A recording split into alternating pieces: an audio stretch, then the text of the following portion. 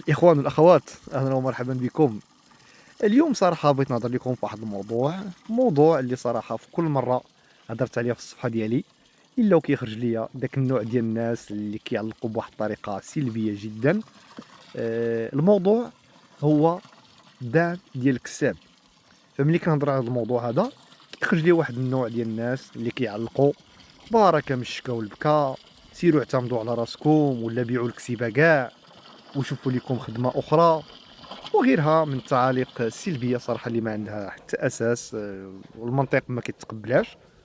اليوم انا بغيت نسول هاد الناس هادو بواحد السؤال بسيط: علاش حتى نتوما ملي نزلتوا الشارع باش طالبوا بحقكم في الصحه والتعليم ما قلتوش مثلا نمشيو نعتمدوا على راسنا ونداويو ونقريو ولادنا من جيبنا بلا ما نصدعوا الدوله؟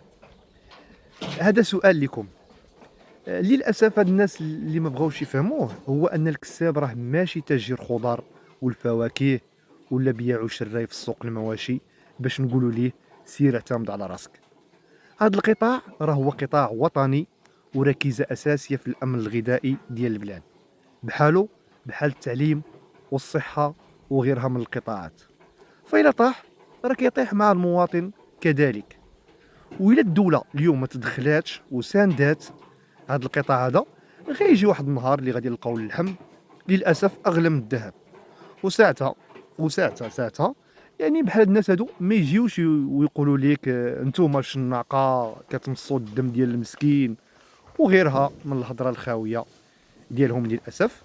حيت في الحقيقه حتى هو راه غير كساب مسكين كيتقاتل مع الجفاف وغلاء الاعلاف ومقاتل مع الوقت على حساب راحته وراحه ولادو.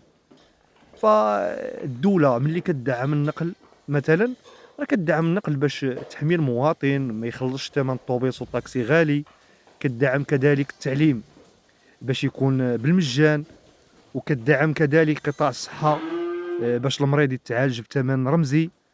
فنفس الشيء يعني خصو يعني يوقع حتى في القطاع ديال الماشيه.